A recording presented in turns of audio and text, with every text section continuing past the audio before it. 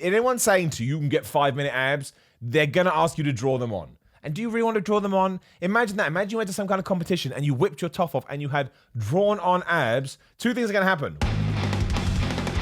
So I'm in the bald a-hole here, and remember, throughout this video, am I just thinking about cheese? The answer is yes. But we've also come back to the Should You Listen to Them series, which, look, as I always explain, it's just a little series I came up with. I was watching a lot of fitness YouTube. People kept mentioning, hey, Simon, you should watch this person, you should watch that person. I did, and then I wanted to talk about them, so I dolled it up with a fancy name that hopefully appeals to people on YouTube. And yes, today, we are doing Stephanie Buttermore. Now, I like Stephanie Buttermore because if you do know of her, you may have discovered her when she was doing her all-in diet, I think it was called, which essentially was she got down into crazy shape. I'm pretty sure she was a bikini competitor, and she got tired of being cold, bored, and hungry all the time. So she started eating in order to satiate herself, and there were no rules. So she essentially went from, crazy diet, crazy strict, crazy restricted, not feeling too good, to kind of eating whatever the hell she wants. And, she documented the whole thing. I want to wake up and eat at every single meal, and I want to eat to the point that I actually feel satiated until I'm completely full, regardless of how many calories it actually takes. Been through a lot of her videos and read a lot about her stuff. She's so into the mental health side of things and telling you not to beat yourself up and trying to give you a realistic spin on what fitness is. And I'm not saying that I'm as good as her or anything, but that's always been my kind of concrete foundations when we talk about going to the gym and the fitness palace of love, so it made me pleased. And I know loads of other people are doing it too, but it's the video about her today. If all of a sudden I said, Brad Friegel, that's not a real person, I made it up, but Brad Friegel, you'd be like, well, why are we talking about Brad Friegel? But yeah, absolutely smashing it as well. Well over 1 million subscribers on YouTube. Her last video did 386,000 views, which is numbers that we can only dream of, but always dream and always believe in your dreams because you never know. And as a smaller side, she's also dating Jeff Nippard. Doesn't matter, 1 iota, but I've become some kind of gossip nerd and I didn't know this. So when I found out, I was like, oh, what the information. She also in the past did a lot of calorie challenges as well, like can I eat 10,000 calories, and she just destroyed that shib. It wasn't even hard. French toast, pancake syrup, and a serving of cheddar cheese ball tub. So right now I have 2,720 plus 2,507. The video I wanted to focus on today was I trained abs every day for 6 months, why it worked for me. And training of your abs is it's a contentious issue, I should say, because people are like, abs are made in the kitchen, you can overtrain your abs, are you training your abs enough? Some people think that if you just sit down and do 200 ab crunches every single day, you'll get abs, which is not true at all. If you start eating pizza, how the hell are they going to go show through? But she is very knowledgeable, she's very smart, I'm pretty sure she's got PhDs and all that stuff. So I thought that seems like a cool video to go from, especially because it has a very YouTube tile. So here I am, 6 months later. So, from the visual that we get at the start of the video, something has clearly worked, right? And you have to take all the parameters into account. I'm sure she talks about it. Well, I know she does. I've watched the video. Within the 6 months, she has gone from what is certainly a pretty good stomach to begin with. I always find it weird to talk about these things, but talking about it as observational as we can, to one where the abs are far more defined. So in terms of looking at results, there it is. But remember, you are not Stephanie Buttermore. And just because you train your abs every day for 6 months doesn't mean you're going to have that same kind of transformation. Also, it's going to depend on your diet. It's going to depend on genetics. It's going to depend on a lot of things. But it is nice to know there can be some success because some people want to do this. And that's my other thing as well. If you want to do something when it comes to the gym, as long as it's not like getting a fitness mascot and smashing it into your face, because that just hurts, and I regret doing it massively. His hair went in my eye. You should do it. Because I didn't really have any. I had some. Everybody has some. But I had to be this lean to see them,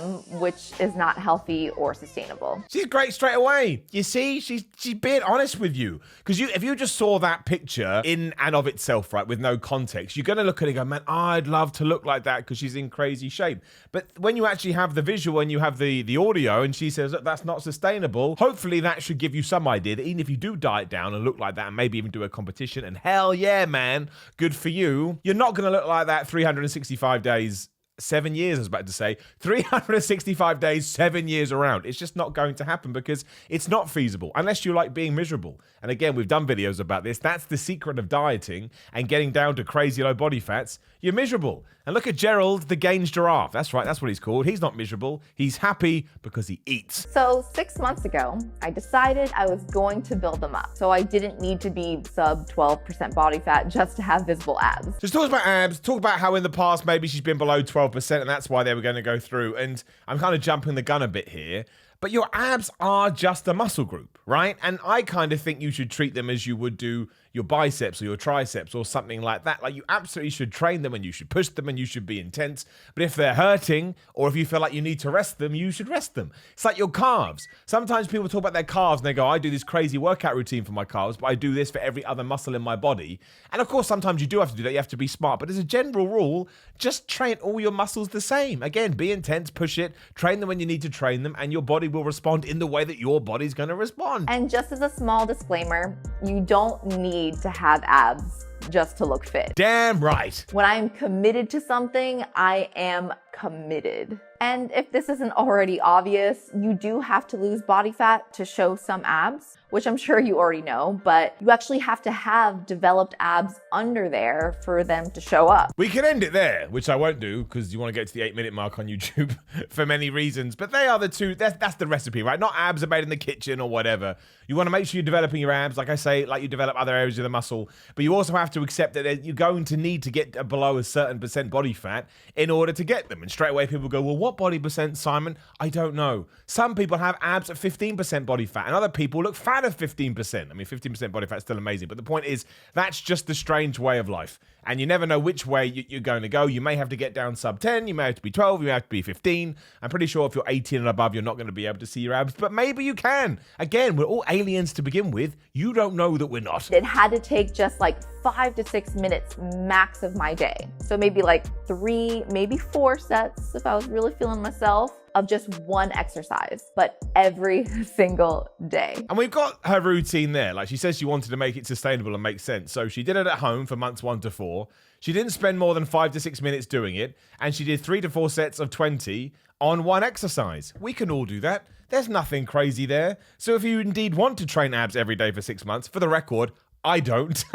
It sounds like hell. I'd rather somebody punch me in the face over and over again. But if you do, she's laid it all out, you can give it a go, and I'm sure there's positives. You can't really come up with that many negatives. If she was saying, oh, you should train for 37 minutes every day, I'd be like, man, what a waste of life. But you're not. Again, easy to do, can fit it in around your day. It may be worth it. And if you do it, drop me a line in 6 months and show me some pics. I'll be intrigued. So after 2 months of leg raises, I wanted to graduate and train more of the upper ab. Probably a good idea to start doing a crunch movement.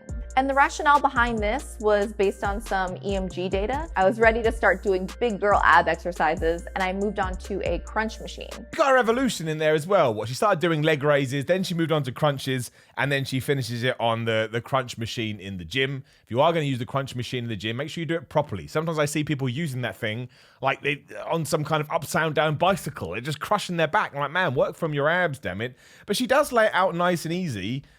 And that's, you know, I think when I first saw this video and before I started reading up about her, you get worried that it's going to be, you know, you do this for 72 seconds and all of a sudden you've got abs. And it's not like that at all. She's very, very realistic. She's very, very honest. It wouldn't surprise me. Well, no, she says that her motivation was because she wants abs, but I bet she thought, hey, that would make a good YouTube video too. I do exactly the same thing. Sometimes we're inspired by the content and think, oh, wow, we could work that into our major life. And she comes across like a very nice person. And I think sometimes that gets overlooked too. Nice people mean nice things. Now, this was important because this is something that you could actually apply a very simple but fundamental principle to muscle hypertrophy, and that is progressive overload. This was important for me not only to start seeing real development come through, but also because I wanted my routine to only take 5 to 10 minutes max. And there's a surprise. There comes that word again, progressive overload. It's not just for biceps, triceps, back, shoulders, leg, or whatever else you want to work. It's for abs as well. And just to make it very clear, yes, you can have abs just by doing it in the kitchen, but if you want to develop more, you should watch them. It really is that easy. And don't buy anyone saying to you, you can get 5-minute abs, they're going to ask you to draw them on. And do you really want to draw them on? Imagine that. Imagine you went to some kind of competition and you whipped your top off and you had drawn on abs. 2 things are going to happen. 1, you'll get sympathy claps, which is like this. Or 2, everybody will laugh at you, which is still mean, but it could happen. So that's it. That's how I managed to train abs every single day for 6 months, and these were my results. I personally thought this was easier than lumping all of my weekly ab training on one day, because I would probably dread that one day and not be as consistent with it. And yeah, you see the results. I mean, they're pretty damn good. Doesn't mean you're going to get the same results. She even mentioned that every now and then she'd throw in a second round later on in the day. Just honest, just very transparent, very accessible content, and good for her. I like it. I think you should go watch some of her stuff. I mean, her last video that went up to give you a bit more of a, what do you call it, up-to-date thing, because I was just looking through her videos to find that I thought were interesting. Day in the life, problem with fat shaming, always a good thing to talk about, a Q&A, a day in what she has of eating.